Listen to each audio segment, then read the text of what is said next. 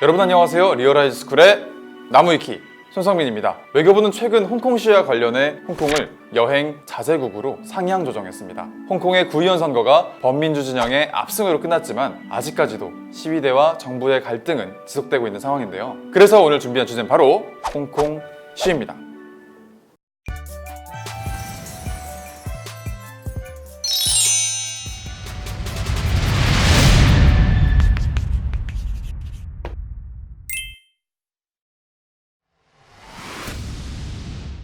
(2018년 2월 17일) 홍콩인 남성 찬통카이가 대만에서 자신의 여자친구를 살해하고 홍콩으로 다시 돌아옵니다. 남은 것은 기소와 재판, 그리고 처벌이었지만 처벌은 절대 간단하지 않았습니다. 처벌을 위해서는 먼저 그를 범행 지역인 대만으로 보내야 하는데 보낼 수가 없었습니다. 홍콩은 대만과 범죄인 인도 조약을 맺고 있지 않았기 때문이죠. 뿐만 아니라 홍콩에서 처벌할 수도 없었습니다. 홍콩은 자국에서 죄를 저지른 내국인과 외국인들에게만 형법을 적용하기 때문이죠. 이에 따라 홍콩 당국은 범죄인 인도 조약을 체결하지 않은 국가나 지역에도 범죄인을 인도할 수 있도록 2019년 3월 범죄인 인도 법안을 마련하고 4월에 입법회 본회의에서 1차 심의를 했으며 6월에 2차 심의를 할 예정이었습니다. 홍콩 정부 수반인 캐리람 행정장관과 친중파 의원들은 홍콩 사법체계의 허점을 방치해선 안 된다라며 이 법안을 지지했습니다. 반면 홍콩의 민주파들과 대다수의 시민단체들은 중국 정부가 이 법을 악용할 것이라 말했죠. 홍콩 내 반중국 인사나 인권운동가를 중국 본토로 데려감으로써 홍콩의 민주주의와 표현의 자유에 대한 억압을 우려하는 것이죠. 2019년 6월 9일 이 법안에 반대하는 시위가 본격적으로 열립니다. 주최 측 추산 103만 명, 경찰 측 추산 24만 명이 참가해 대규모 시위를 벌였습니다. 1997년 홍콩이 중국에 반환된 뒤 벌어진 시위로는 가장 큰 규모입니다. 시위는 오랫동안 지속됐습니다. 시위 13주차, 경찰은 사전에 시위를 불허했고 시위대를 향해 물대포와 최루탄을 발사하는 등 강경하게 대응했습니다. 시위 직전 홍콩의 민주화운동을 주도하는 조슈아 웡 등 민주파 인사가 대거 체포되면서 시위대의 반발 수위도 높아졌습니다. 이에 2019년 10월 시위가 격해짐에 따라 홍콩 입법회는 범죄인 인도 법안을 공식적으로 철회합니다. 이 와중에 치러진 홍콩 구의원 선거에서 범민주파 진영은 이례적인 압승을 거뒀습니다.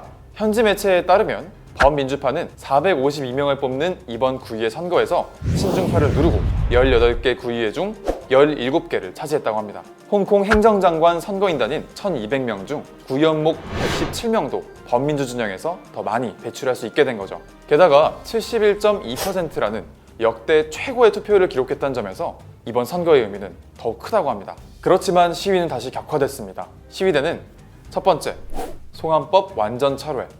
두 번째, 경찰 강경 진압 독립적 조사. 세 번째, 시위대 폭도 규정 철회. 네 번째, 체포된 시위대의 조건 없는 석방과 불기소. 그리고 마지막 다섯 번째, 행정장관 직선제 실시. 이렇게 총 5가지를 요구했습니다.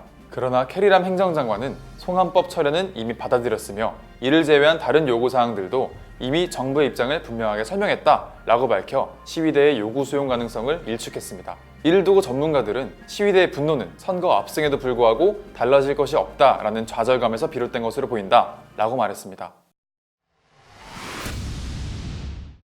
국제적으로도 홍콩 시위는 매우 복잡한 문제로 보입니다.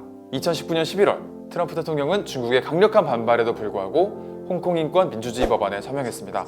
앞서 이 법안은 미국 상원에서 만장일치로 통과됐는데요. 이어 하원에서는 찬성 417표, 반대 1표로 가결됐습니다.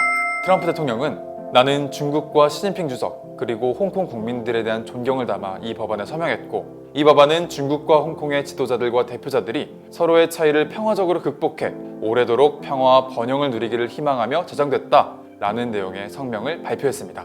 반면 중국은 법안이 의회를 통과하자 강력하게 반발했는데요. 중국 외교부는 미국은 홍콩을 비롯한 다른 중국 국내 문제에 대한 간섭을 즉각 멈춰야 한다면서 그렇지 않을 경우 미국에 해로운 결과가 있을 것이라 경고했습니다.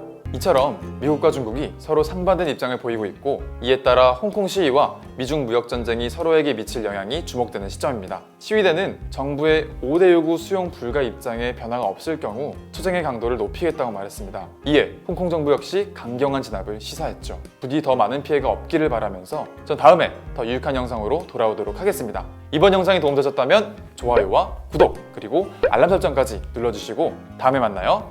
안녕!